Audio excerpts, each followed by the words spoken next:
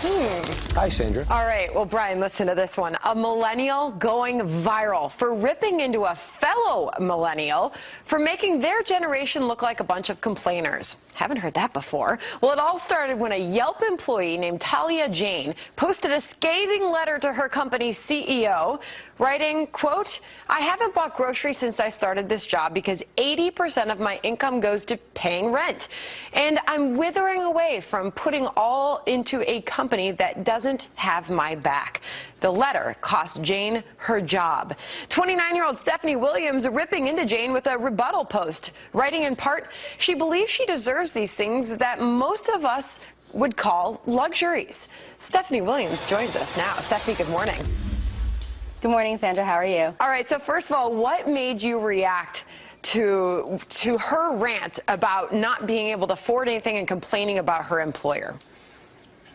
I think it was, I mean, the whole thing kind of sounded very Dickens-esque. Like, I am so poor, oh my God, I'm so poor. But when I got to the end and I realized that she had included a link to her Venmo account and a PayPal account, asking for people to help her to pay rent because she had gotten fired, I just sat there and was like, you have got to be kidding me that this girl is legitimately asking people to pay her rent for her in San Francisco. There's only 4 or 5 year age difference between the two of you, both of the same millennial generation. We hear a lot of complaints about millennials and their sense of entitlement. In this case, you're saying she's whining.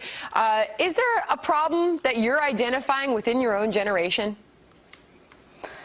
I mean, it becomes kind of prevalent because I think there are a lot of stories that get out there, because I think it's one of those situations of, like, the squeaky wheel gets the oil, obviously. So the more you hear about it, you know, the more it sounds like it is very prevalent. On the flip side, since this article went viral, I've received an enormous amount of emails from people like my what? generation. What are people saying to you? Surprisingly, and I don't know why exactly, I have gotten so many emails thanking me, basically for saying, like, you know, for sticking up for people that actually do work hard, and people our age that actually pull their weight and, you know, have 2 jobs, are getting their master's, are finishing their degree, are working in a restaurant, you know, took a construction job because they couldn't get an engineering job out of college.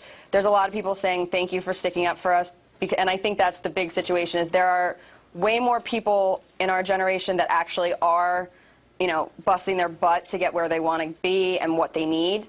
They just don't get the press that someone like this girl was getting. Is there a misunderstanding that's happening with this generation? I mean, you're saying the problem isn't with her former employer, Yelp, or the minimum wage that she was getting paid. You say it's this girl's delusion of what her life should be.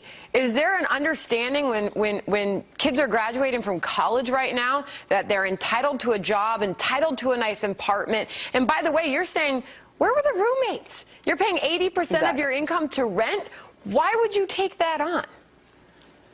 I agree. I am for a minimum wage that is livable, without a doubt. But what I think people forget was that she had full health benefits, which easily $25,000 a year, which tax on to what she was making. And again, she had a 1-bedroom apartment or studio in San Francisco, arguably one of the most expensive cities in the country.